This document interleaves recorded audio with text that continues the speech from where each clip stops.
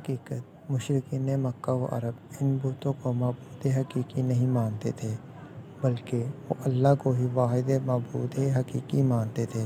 وہ ان بتوں کو اللہ کی بارگاہ میں اپنا سفارشی تصور کرتے تھے اور ان بتوں کی تعظیم و عبادت اس اقتدار کے ساتھ کرتے تھے کہ یہ ان کو اللہ سے قریب کر دیں گے۔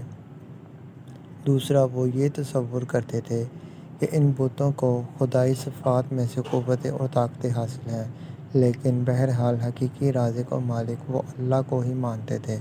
دراصل مشرک ہوتا ہی وہی ہے جو اللہ کو مان کر پھر اس کی ذات، صفات یا عبادت میں کسی اور کو شریک کرے۔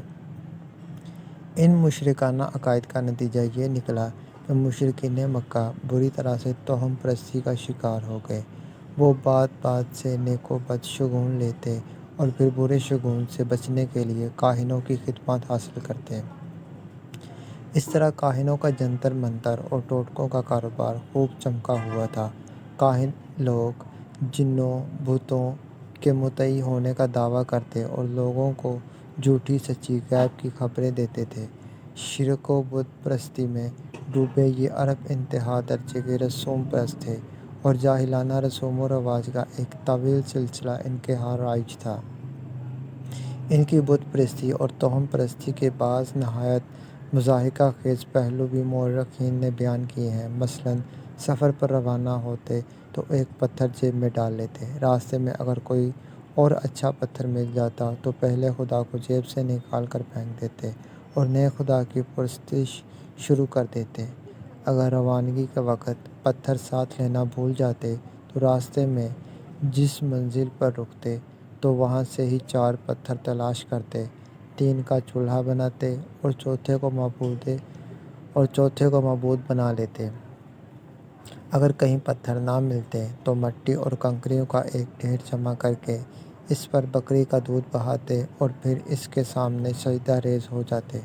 سوگ بت پرستی صرف پتھر تک محدود نہ تھا، لکڑی اور مٹی کے بھی بت بنائے جاتے۔ ایک مرتبہ بنو حنیفہ نے کھجوروں کے ایک ڈھیر کی عبادت شروع کر دی۔ اسی اثناء میں قحط پڑ گیا۔ جب کھانے کو کچھ نہ ملا تو سب نے مل کر اپنے خدا کو ہی کھا کر ختم کر دیا۔ یوں خانہ کعبہ، جو زمین پر اللہ کا سب سے قدیم اور مقدس ترین گھر ہے، مشرکین کے ہاتھوں شرک و گمراہی کا گڑھ بن چکا تھا۔ اہل مکہ کے نزدیک سب سے اہم بت لات، منات، عزا اور ہبل سمیت لگ بھگ 360 جھوٹے بڑے بت تھے جو حرم کعبہ میں نصب تھے۔ عرب ان کی پوجا بھی کرتے اور ان پر قربانیاں بھی پیش کرتے۔ حج کے دنوں میں یہ کفر ضلالت کے مناظر اور بڑھ جاتے جب حج کو آنے والے ننگے ہو کر خانہ کعبہ کا طواف کرتے، بتوں کے آگے فال نکالنے والے پانسے پھینکے جاتے اور نذریں مانی جاتیں۔ غریزہ شیطانیت سرزمین عرب پر اپنی انتہا کر چکی تھی اور عرب قوم شرک و گمراہی میں پستی کے جس مقام پر پہنچ چکی تھی، اس سے آگے کوئی اور پست مقام نہ تھا۔ اب اللہ کی شان رحمانیت کی باری تھی، چنانچہ انہی مشرکین کے بیچ میں اپنے حبیب صلی اللہ علیہ وآلہ وسلم کو پیدا کر کے شرک و کفر کے بت پر وہ کاری ضرب لگائی کہ روئے زمین کے چپا چپا پر توحید و وحدانیت کے چراغ روشن ہو گئے، کبھی نہ بجھنے کے لیے۔